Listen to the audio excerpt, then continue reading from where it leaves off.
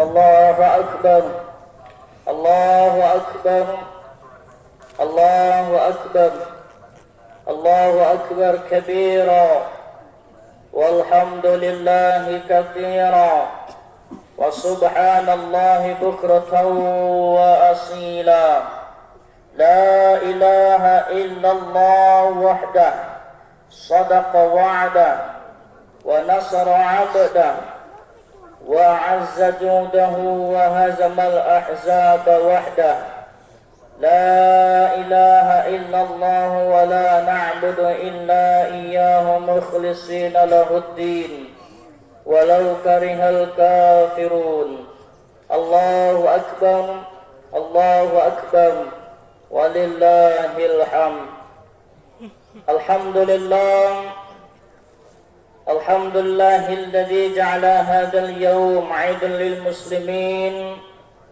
وضيافة لعباده الصالحين وجعل في قلوب المؤمنين بهجانا وسرورا نشهد أن لا إله إلا الله وحده لا شريك له إلى أولين والآخرين ونشهد أن محمدا عبده ورسوله خاتم الأنبياء والمرسلين اللهم صل وسلم على سيدنا محمد وعلى آله وأصحابه وذريته وأمته أجمعين وقال الله تعالى في كتابه الكريم أعوذ بالله من الشيطان الرجيم بسم الله الرحمن الرحيم يا أيها الذين آمنوا اتقوا الله حق تقاته ولا تموتن إلا وأنتم مسلمون وقال أيضا بسم الله الرحمن الرحيم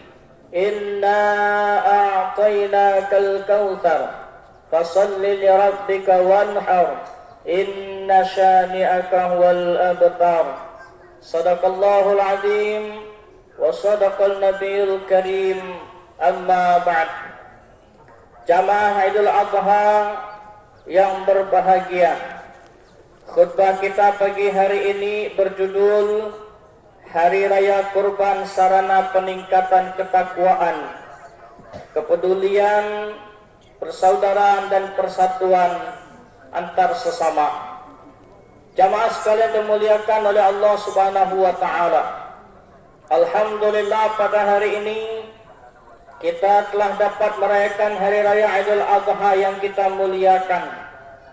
Bentuk syukur ini kita berkumpul bersama di tempat yang mulia ini, tentunya dengan langkah dan ayunan tangan kita dari rumah menuju lapangan yang mulia ini.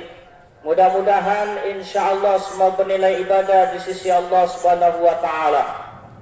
Salawat dan salam buat baginda Nabi Allah Muhammad sallallahu alaihi wasallam. Allahumma salli ala sayyidina Muhammad wa ala ali sayyidina Muhammad. Semoga kita senantiasa istiqomah menjalankan sunnah-sunnahnya hingga akhir hayat kita. Jamaah sekalian dimuliakan oleh Allah Subhanahu wa taala. Pada kesempatan ini pula khatib mengingatkan kepada kita semua, marilah kita tingkatkan kualitas keimanan dan ketakwaan kita kepada Allah Subhanahu wa taala. Mudah-mudahan dengan bekal inilah mampu mengantarkan kita menjadi orang-orang yang beruntung bukan hanya di dunia, tapi insyaallah mendapatkan keberuntungan kelak di akhirat. Jamaah sekalian dimuliakan oleh Allah Subhanahu wa taala, pada pagi hari ini kita semarakkan syiarnya, syiar Hari Raya Idul Adha dengan semeriah-meriahnya, dengan tasbih, dengan tahmid dan takbir, biar gemuruh mengumandang di angkasa raya. Maka dari itu untuk memuji dan mengagungkan nama Allah Subhanahu wa taala yang Maha Esa dan Maha Kuasa, kita umat Islam datang di tempat ini untuk melaksanakan salat Idul Adha. Begitu pula di tanah lapang padang Sahara Arafah berkumpullah umat Islam dari seluruh negara, dari seluruh berbagai penjuru dunia, baik dari barat maupun dari timur, dari utara maupun dari selatan, untuk melakukan ibadah haji. menunaikan rukun Islam yang kelima. Sungguh pun mereka itu berlainan bangsa dan bahasanya, berlainan bendera dan negaranya, berlainan kulit dan adat istiadatnya. Namun di sana mereka itu merupakan satu umat manusia, merupakan satu bangsa manusia. Sebagaimana Allah katakan, Bismillahirrahmanirrahim, Inna hadhihi ummatukum ummah wa'idatan wa ana rabbukum fa'budun. Semua umat manusia ini adalah satu umat manusia. Semua umat manusia ini adalah sama bangsa manusia. Akulah Tuhan kalian, kata Allah. Sebab itu hanya kepadaku saja kamu sekalian harus menyembah. Jamaah sekalian dimuliakan oleh Allah Subhanahu wa taala. Inilah satu pelajaran agama Islam yang sangat tinggi, yang tidak terdapat pada agama lain. Di atas dasar inilah hendaknya umat Islam bersatu padu, berbimbingan tangan, menyusun jari, dan mengorganisir dunia untuk hidup berdampingan secara damai antara bangsa dengan bangsa, antara negara dengan negara, sampai kepada antara tetangga dengan tetangganya. Allahu Akbar, Allahu Akbar, Allahu Akbar, walillahil hamd. Di sana di padang pasir yang tandus, di dataran luas padang Sahara yang kering, di bawah panasnya terik matahari yang membakar, berkumpullah sejumlah besar umat manusia. Tidak ada raja, tidak ada kepala negara, tidak ada bangsawan, tidak ada gembel, tidak ada kaya dan tidak ada miskin, tidak ada raya, tidak ada pejabat. Semuanya sama di hadapan Allah Subhanahu wa taala. Pakaiannya sama, 2 lembar kain putih tidak berjahit. Semuanya sama-sama hamba Allah, sama-sama memuji kebesaran Allah Subhanahu wa taala, sama-sama bertalbiyah, satu ucapan, satu doa, labbaik Allahumma labbaik, labbaik la syarika laka labbaik, innal hamda wan ni'mata laka wal mulk la syarika lak. Ya Allah, aku datang memenuhi panggilanmu. Ya Allah, engkau tidak sekutu. Segala puji, segala nikmat karunia, segala kedaulatan, semua itu adalah kepunyaanmu. Ya Allah, aku datang sejati memenuhi panggilanmu. Kaum muslimin wal muslimat yang terhormat, pelajaran agama manakah, teori falsafah manakah yang mengajarkan persamaan dengan amal dan praktek yang begitu tinggi dan sempurna, yang lebih indah dan murni daripada ajaran Islam yang dipraktekkan dengan ibadah hajinya? Maha suci dan maha besar Engkau ya Allah, Tuhan seluruh umat manusia. Allahu Akbar, Allahu Akbar, Allahu Akbar, walillahil hamd.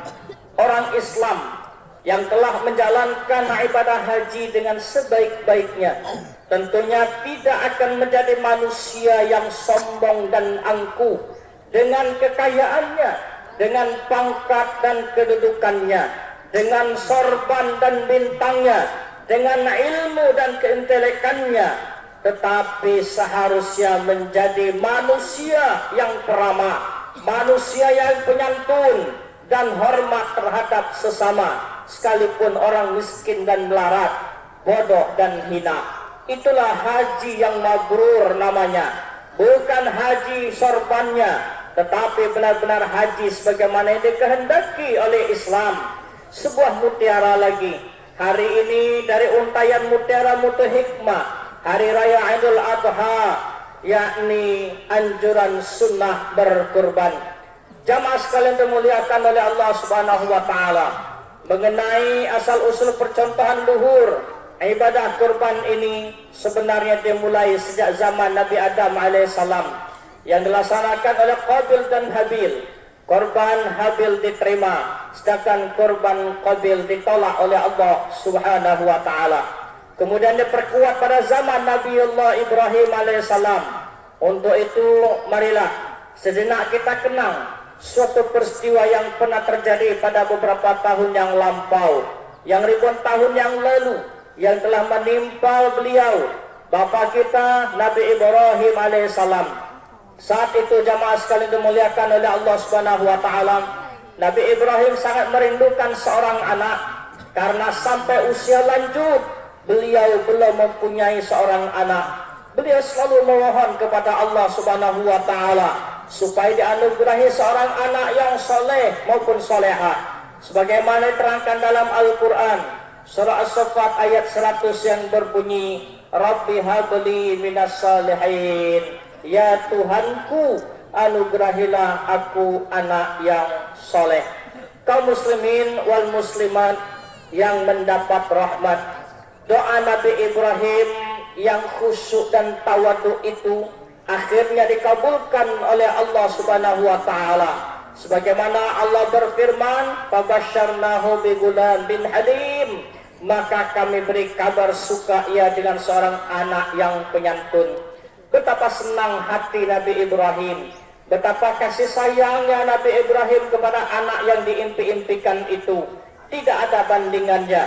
Selanjutnya kiranya Allah Subhanahu wa taala akan mencoba juga kepada orang yang kuat imannya itu. Pada suatu malam Nabi Ibrahim bermimpi mendapatkan ilham dari Allah Subhanahu wa taala. Beliau diperintah untuk menyembelih anak sendiri. Betapa pedihnya perasaan seorang ayah yang punya anak satu-satunya yaitu Ismail, yang menjadi buah hati belahan jiwanya, anak sibiran tulang dan harapan kaum keluarganya. Tentunya tidak akan sampai hati berbuat demikian. Tetapi tidaklah demikian hanya dengan Nabi Ibrahim.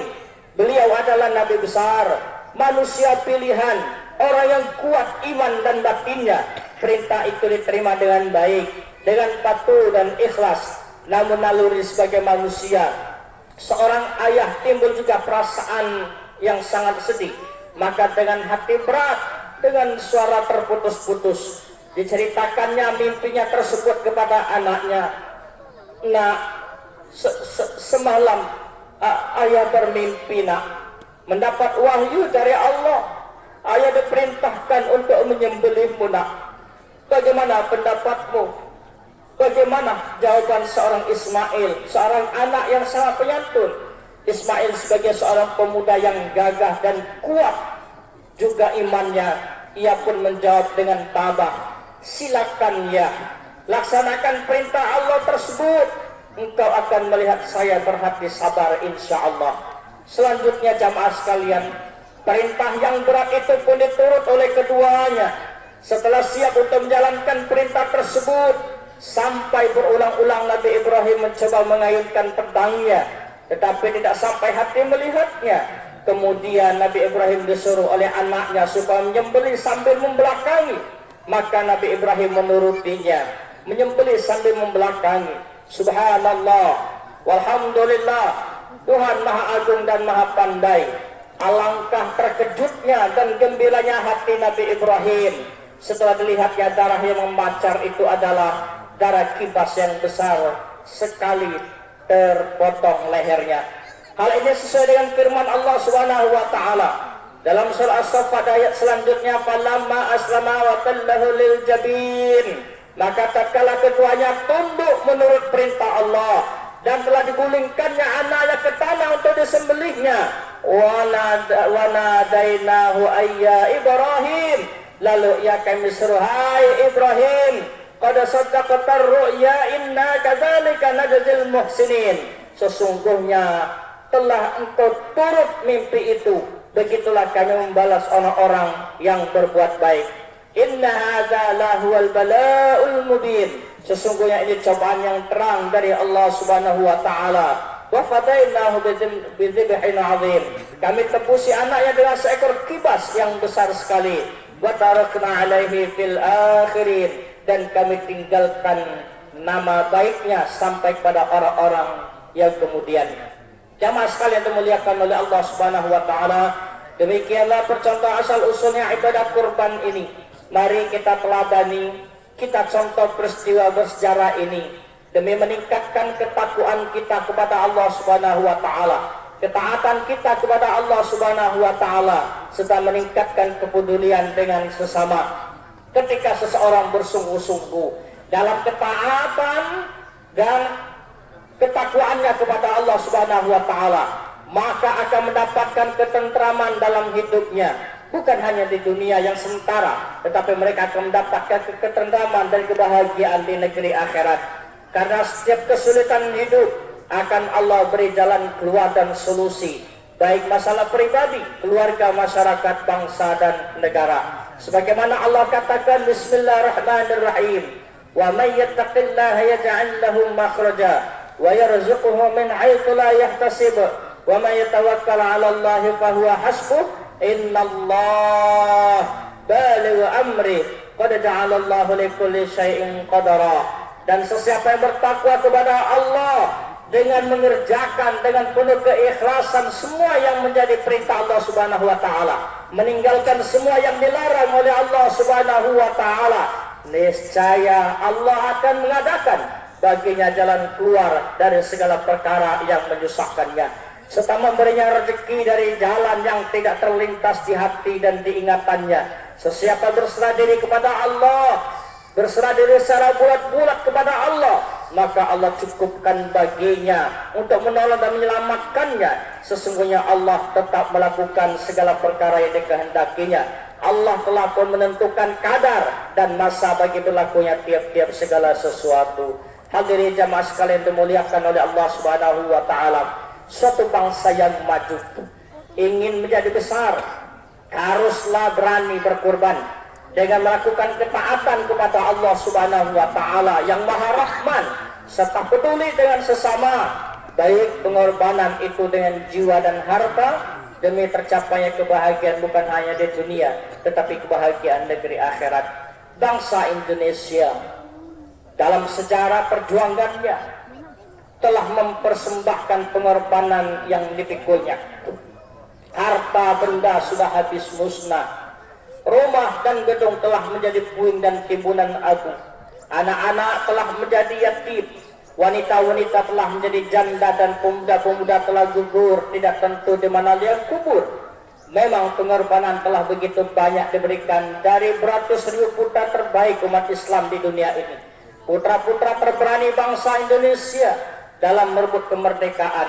Apakah mereka rugi? Apakah sia-sia pengorbanan tersebut? Tentu sama sekali tidak. Kita yang hidup sekarang merasakan nikmatnya kemerdekaan. Kita harus bersyukur kepada Allah Subhanahu wa taala karena kemerdekaan ini diperoleh bukan dengan cuma-cuma seperti kue lapis hadiah sang majikan, namun betul-betul hasil pengorbanan darah dan nyawa para pahlawan kita sendiri. Alhamdulillah, pengorbanan itu telah memberikan hasil, yaitu kemerdekaan penuh di tanah air sendiri. A'udzubillahi minasyaitonir rajim. Bismillahirrahmanirrahim. Alhamdulillahirabbil alamin wal 'aqibatu lil muttaqin. Wassalatu wassalamu ala asyrafil anbiya wal mursalin wa ala alihi wa sahbihi ajma'in. Allahumma shalli ala sayyidina Muhammad wa ala ali sayyidina Muhammad. Allahumma ighfir lil muslimina wal muslimat wal mu'minina wal mu'minat al ahya minhum wal amwat innaka ala kulli syai'in qadir. Ya Allah yang Maha Rahman, hanya kepadamu ya Allah kami bertuhan. Hanya kepadamu tempat kami menyampaikan permohonan. Ampunilah dosa-dosa yang telah kami lakukan, dosa orang tua kami sekalian, dosa para pemimpin kami yang budiman, serta dosa orang-orang beriman. Melalui ibadah kurban ya Allah, jadikan kami sebagai orang-orang yang mempunyai rasa mau berkorban demi ketaatan dan kepedulian, demi persaudaraan, demi kebutuhan hidup insan, demi cita-cita yang kami inginkan. Allahumma ya Allah yang Maha Kuasa, hanya Engkaulah Tuhan alam semesta. Hanya kepadamu tempat kami menyampaikan segala puji dan puja. Hanya kepadamu tempat kami berdoa. Melalui hari raya Idul Adha ini ya Allah, lindungilah negara kami dari berbagai bencana.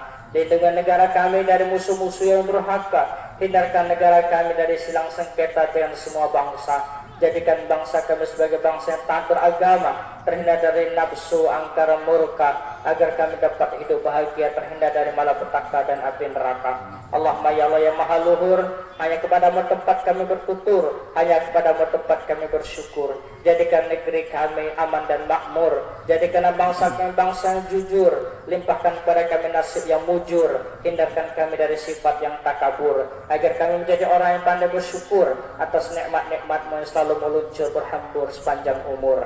Allahumma ya Allah yang maha agung, hanya kepadamu tempat kami berlindung, hanya kepadamu tempat kami menyampaikan puji dan sanjung. Limpahkan kepada kami petunjuk-Mu yang tidak terhitung. Jadikanlah para pemimpin kami sebagai pemimpin tempat mengadu untung, bukan pemimpin yang hanya membuat bingung. Jadikanlah para pemimpin kami sebagai pemimpin yang ulung, bukan pemimpin yang hanya pandai menggunakan aji mumpung. Ya Allah yang maha dermawan, Engkaulah Tuhan pencipta insan. Hanya kepadamu tempat kami beriman, hanya kepadamu tempat kami menyampaikan dan mengharapkan, hanya kepadamu tempat kami menadahkan kedua tangan.